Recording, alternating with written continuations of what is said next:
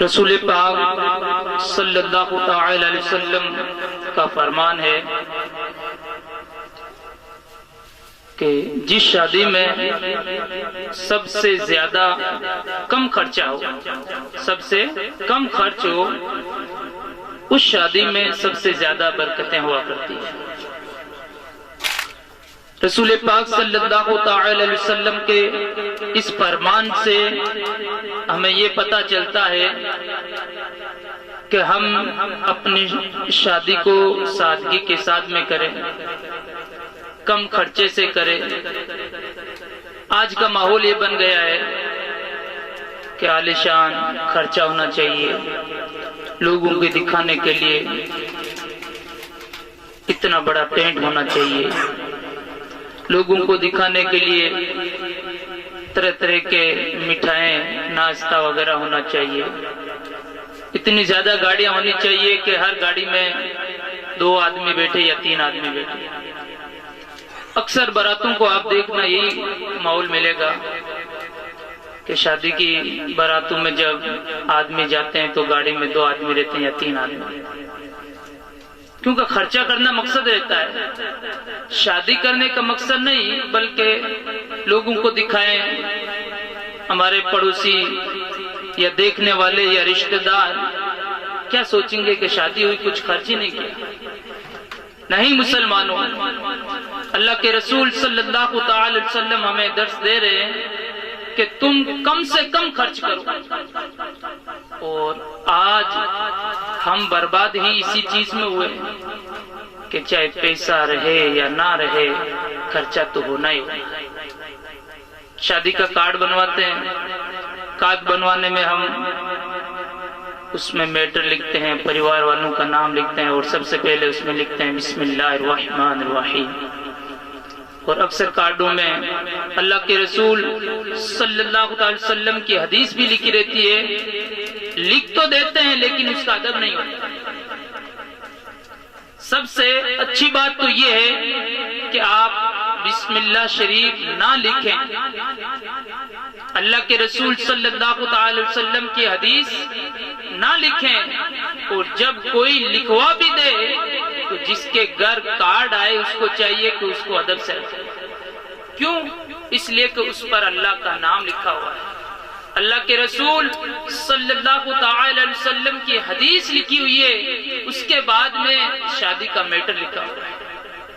تو پیارے اسلامی بھائی، یہ شادی ہے حضرت آدم علیہ السلام کی سنت ہے، تمام انبیاء کی سنت ہے۔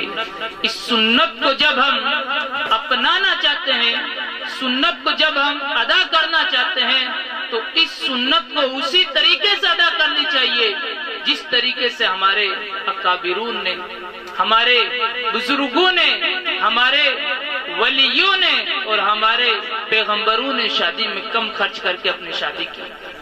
رسول پاک صلی اللہ علیہ وسلم کے دور میں کسی کو خبر ہی نہیں ہوتی تھی شادی ہو جاتی تھی۔ دعوت جب ولیمہ ہوتا تھا اس وقت پتہ چلتا کہ فلاں کے گھر میں اس کی شادی ہوگی۔ آج ہم فلاں آئے گا، وہ آئے گا، اس کی تاریخ سیٹ نہیں ہوئی ہے، یہ نہیں ہوا ہے، یہ نہیں ہوا ہے، اتنا کام کروا لیتے ہیں، وہ کروا لیتے ہیں۔ مسلمانوں، یہ سب کچھ کر تو ہم لیتے ہیں، لیکن اللہ کے رسول صلی اللہ علیہ وسلم کی جو حدیث ہے اس پر عمل نہیں ہوگا۔ حدیث میں تو اللہ کے نبی نے یہ فرمایا کم خرچ کرو۔ ہمارے بزرگوں کا طریقہ دیکھو، کس طریقے سے شادیاں کرتے تھے۔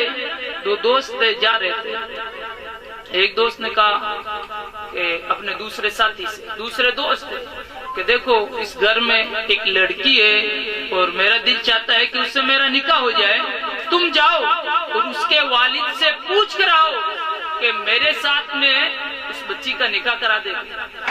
وہ دوست گئے اور جانے کے بعد میں دوسرا دوست باہر کھڑا تھا، گھر میں گئے، سلام و کلام کیا، اور سلام کلام کرنے کے بعد میں کہا میرا ایک دوست ہے جس کا یہ نام ہے، وہ باہر کھڑا ہے، اس نے مجھے یہ پیغام لے کر بھیجا ہے کہ آپ کی بیٹی کا نکاح میرے ساتھ کرا۔